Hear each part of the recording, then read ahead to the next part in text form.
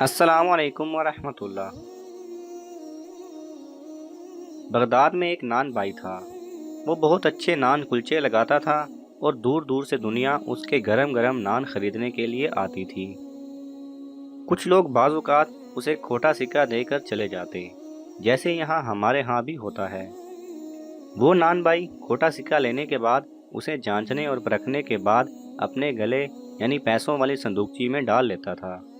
کبھی واپس نہیں کرتا تھا اور کسی کو آواز دے کر نہیں کہتا تھا کہ تم نے مجھے کھوٹا سکہ دیا ہے، یا کسی کو بھی بے ایمانی کا طعنہ نہیں دیتا تھا، بلکہ محبت سے وہ کھوٹے سکے بھی رکھ لیتا تھا۔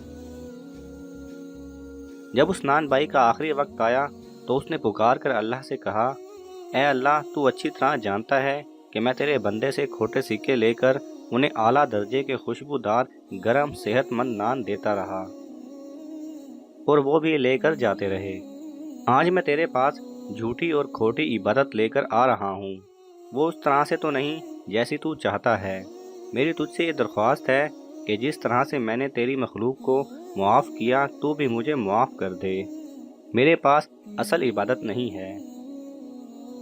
بزرگ بیان کرتے ہیں، کسی نے اس کو خواب میں دیکھا تو وہ اونچے مقام پر فائز تھا اور اللہ نے اس کے ساتھ وہ سلوک کیا جس کا وہ خواہش مند تھا۔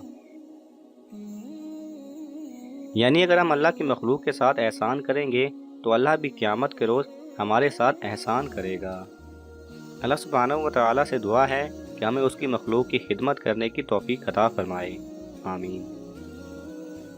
اگر آپ کو یہ ویڈیو پسند آئے تو اسے لائک اور شیئر کیجئے۔ کسی بھی قسم کے سوال اور اظہار رائے کی خاطر کومنٹس کیجئے اور مزید ایسے دلچسپ ویڈیوز دیکھنے کے لیے ہمارے چینل کو سبسکرائب کریں اور ساتھ میں بنے بیل آئیکن پہ لازمی کلک کریں۔